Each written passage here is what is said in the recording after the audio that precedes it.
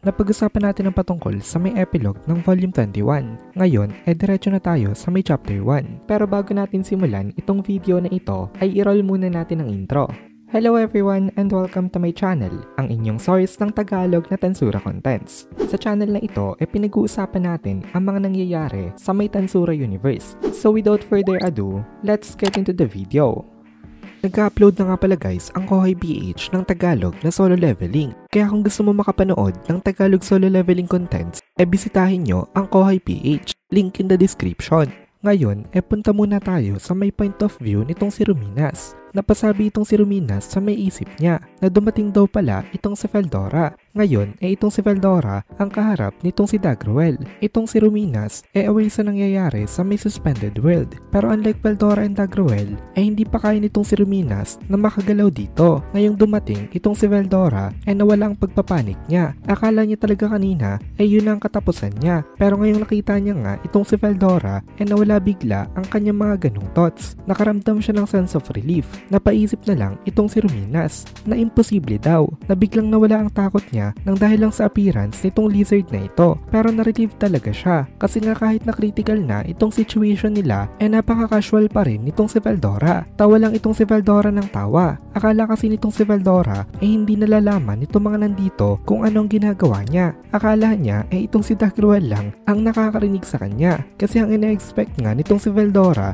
silang dalawa lang ang capable na mag-make sense sa may suspended world. Nagtaka itong si Ruminas kung paano nakapag-teleport itong si Feldora dito in a suspended world. Kaya naalala niya na nandito nga daw pala itong si Ultima. Na-realize niya ang connection itong dalawang ito nang dahil kay Rimuru. Nakakapag-usap itong sila Ultima at Ruminas kahit na hindi sila parehas na makakilos. Tinanong nitong si Ultima itong si Ruminas kung aware man lang daw ba itong si Ruminas kung ano ang nangyayari. Sumagot naman itong si Ruminas sa kanya na sa tingin niya naman daw aware naman siya at alam niya daw na for the time being hindi na rin sila in danger. Ngumiti naman internally itong si Ultima dahil napahanga siya kay Ruminas. Sabi kasi ni Ultima ito daw ang first time nitong si Ruminas na maka-experience ng isang suspended world. Pero ngayon daw nakaka-recognize ito ng voice at nagagawa pa nito na makipag-usap sa kanya.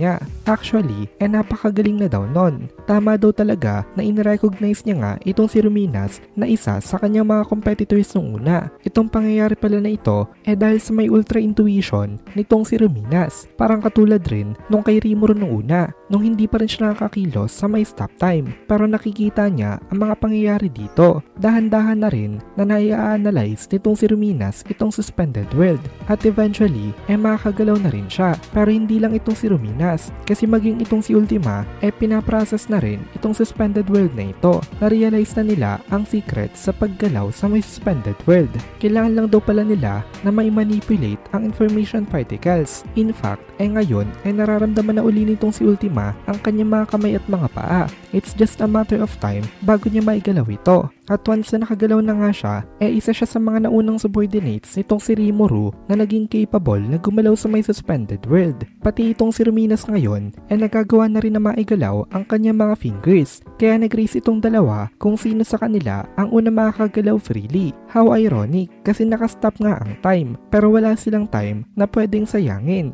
Kasi hindi nila alam kung sino ang mananalo sa pagitan nitong sila Dagruel at Feldora. Kaya hindi pa secured ang kanilang mga safety. Kailangan pa rin nila magmadali na makagalaw nga dito. Kaya further pa nilang ini-sharpen ang kanilang mga senses para mabilis na mai-process itong suspended world. Ngayon, punta naman tayo sa may point of view nitong si Feldora. Currently, nag-uusap sila nitong si Dagruel. Tinanong siya nitong si Dagruel dito kung paano daw nagawa nitong si Feldora na makarating dito in the perfect moment. Hindi maisip nitong si Dagruel kung paano gumana ang spatial transportation in the middle of the suspended world. Sumagot naman itong si Feldora dito na syempre daw, on time talaga siya dadating kasi kailangan daw palagi ng mga heroes na magpakita ng isang heroic appearance. Basically, hindi sinagot nitong si Feldora ang tanong ni Dagruel sa kanya pero pinabayaan na nitong si Dagruel yon kasi kilala niya itong Storm Dragon na ito at hindi mo ito makakausap ng matino kapag technicalities ang tinatanong mo dito.